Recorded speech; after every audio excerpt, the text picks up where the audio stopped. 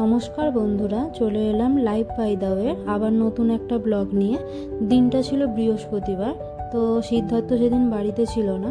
তা আমি নিজের কাজকর্ম সেরে নিয়ে চলে এলাম দুপুরবেলার লাঞ্চ করতে। লাঞ্চ কমপ্লিট করে ভাবলাম তোমাদের সঙ্গে আজকে কি শেয়ার করা যায়। তো আজকে রাতের ডিনারে বানাবো ফ্রাইড রাইস, চিলি চিকেন। তো সেটাই ভাবলাম যে আমি কিভাবে বানাবো সেটাই তোমাদের সাথে শেয়ার করা যাক। আর তার মধ্যেই আমি খাওয়া দাওয়া করে রেস্ট নিয়ে তারপরে চলে এলো তোমাদের দাদা ভাই। আগে আমেরা হিরো।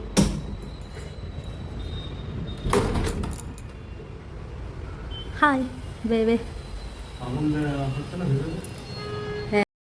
তারপর সিদ্ধার্থ বাড়িতে এসে বেশ কিছুক্ষণ রেস্ট নিয়ে নিল। তারপর দুজন মিলেই লেগে পড়লাম রাতের ডিনারের জন্য। তো ফ্রাইড রাইস, চিলি চিকেন হবে আজকে। আমি আগেই তোমাদেরকে শেয়ার করে রেখেছি। তো প্রথমে আমরা চালটা ভিজিয়ে নিয়েছি। চাল আমার কাছে ইন্ডিয়া গেটের চাল ছিল, তো ওটাই আমার কাছে ছিল, যেহেতু আমার শ্বশুর শাশুড়ি কিছুদিন আগেই এসেছিল।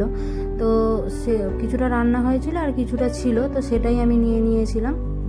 আর ওটাকে প্রথমে ভিজিয়ে নিয়েছি। আর এদিকে ম্যারিনেশনের জন্য মাংস নিয়েছি আমাদের দুজনের মতন, তোমাদের যেরকম লাগবে সেরকম নেবে তোমরা। আমরা দুজনের মতন মাংস নিয়েছি।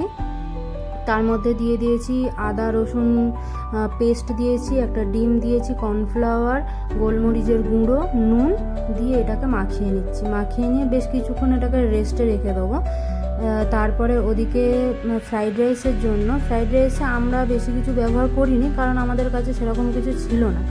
তো আমাদের কাছে ছিল গাজর, ছিল ক্যাপসিকাম ছিল। তোমাদের কাছে যদি বিনস থাকে তো বিনসও দিতে পারো। তো আমাদের কাছে গাজর আর ক্যাপসিকাম ছিল, তো ওটা দিয়েই কালকে ফ্রাইড রাইস বানিয়েছিলাম।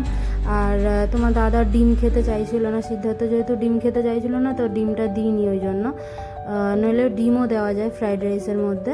তো এইগুলো গাজর আর ক্যাপসিকামটা ভেজে নিচ্ছিলাম ফ্রাইড রাইসের জন্য। তারপরে মাংসটা ভেজে নেবো, যেটা মাংসটা ম্যারিনেশন করা রয়েছে ওটা ভেজে নেবো। এখন ফ্রাইড রাইসের জন্য গাজর আর ক্যাপসিকামটা ভেজে নিচ্ছি। তারপর গাজর আর ক্যাপসিকামটা ভেজে তুলে রেখে নিয়ে তারপরে এই মাংসগুলো ধীরে ধীরে দিয়ে দেবো। মাংসগুলো দিয়ে লো টু মিডিয়াম আঁচে আমি ভেজেছি, যাতে একটু বড় বড় সাইজেরই ছিল, যাতে ভিতরের মাংসটা ভালো মতন সিদ্ধ হয়। তার জন্যই একটু আস্তে ধীরে করেই ভেজেছি জিনিসটাকে।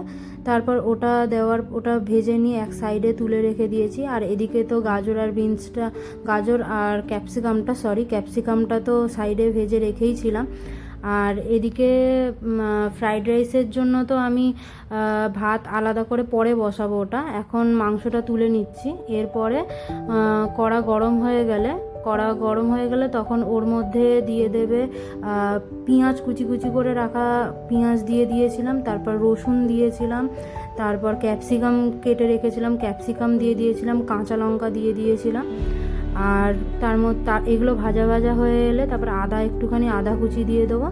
তারপরে সস দেবো, chilli sauce, tomato sauce, soya sauce, এই সসগুলো দিয়ে ভালো করে নাড়াচাড়া করব, ভালো করে ভাজা ভাজা মতন হয়ে আসবে যখন।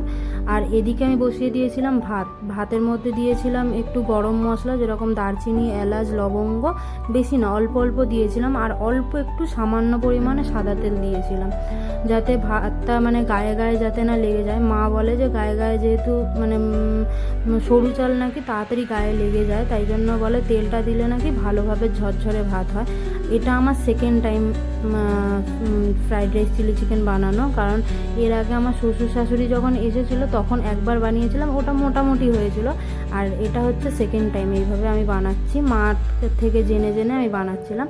তারপরে দিয়ে দিলাম সব কিছু দেওয়ার পর, সস দেওয়ার পরে ওই মাংসটা যে ভেজে রেখেছিলাম ওটা দিলাম। তারপরে অ্যারারুট দিয়ে একটু অল্প জলের মধ্যে গুলে নিয়ে ওটা দিয়ে দিয়েছি, যাতে থিকনেসটা আসে। ওই যে জুসটা বা ঝোলটা যেটা হচ্ছে ওইটা যাতে একটু থিকনেস গাঢ় মতন হয়, তার জন্য ওই ইয়েটা দিয়ে দিয়েছিলাম।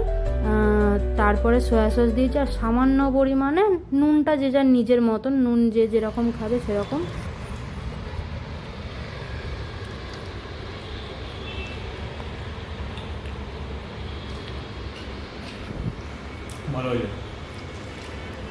কতটা ভালো হয়েছে ভালো করে বলো। দারুণ হয়েছে, একদম ঠিকঠাক। একদম ঠিকঠাক।